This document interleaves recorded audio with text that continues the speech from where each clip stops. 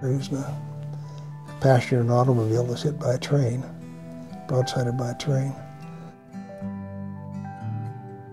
The LDS church program is young men go out for a couple of years to teach the gospel of Jesus Christ, and that's what he was doing. He loved it. He'd been out 21 months when the accident happened.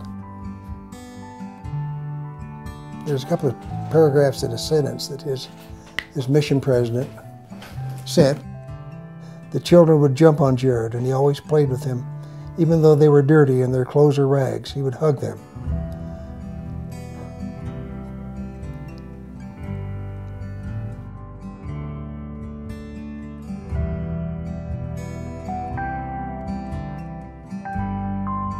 You know, driving back into the driveway after the funeral, you know, I told my family that I didn't want to take the money and use it personally, and it just hit me.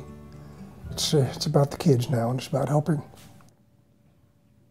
Because of the Joneses, who served a mission in Myanmar, we're focusing our efforts there. When they had the big typhoon there, the government would not let anybody come into that area to help them.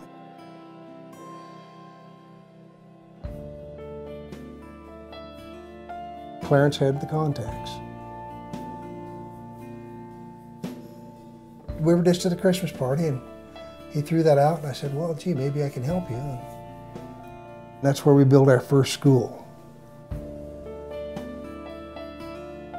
So we're going into the outlying villages, away from the metropolitan centers, and doing these schools. So, yeah, this is the mode of travel to get to some of the schools. We get on the boat, and that's how they get the materials in. The village would build the schools.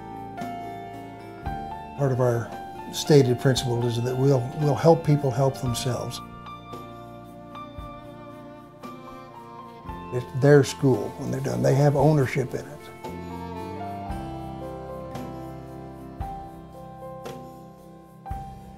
You can do so much good with not very much money.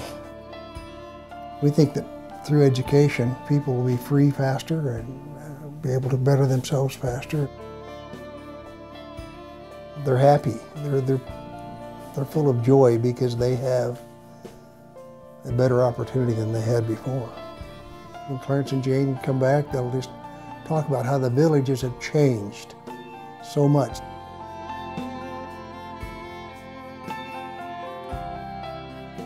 Here's a picture of the official ceremony. And it's a big thing at these villages when they come to do the grand opening. See Clarence and Jane and their family members in the front row.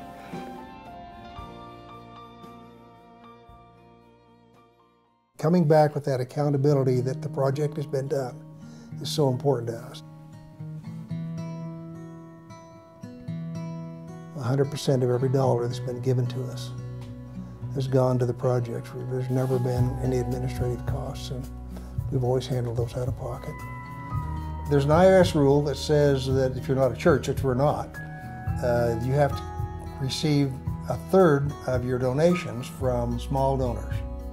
We have one large donor now. In order to stay a public charity, we have to go out and find more donations to make sure that we're meeting that 1/3 rule. $50, $100, $500, $5, whatever. We probably couldn't do what we're trying to do. So we're saying, okay, we've been forced to do more good. The projects have forced me to open my eyes and not live in a small world anymore, and I think it's made me more loving and more caring and certainly more open-minded. You know, when that word comes, it's pretty tough.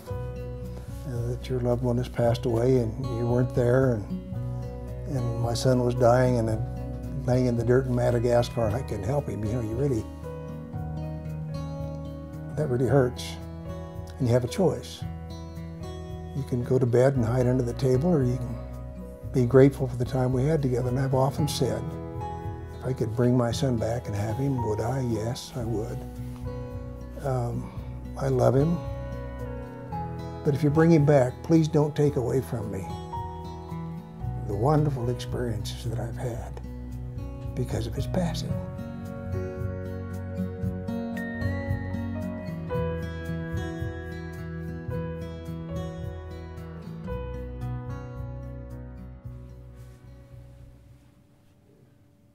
One thing that we've really found is it doesn't take very much to do a lot of good.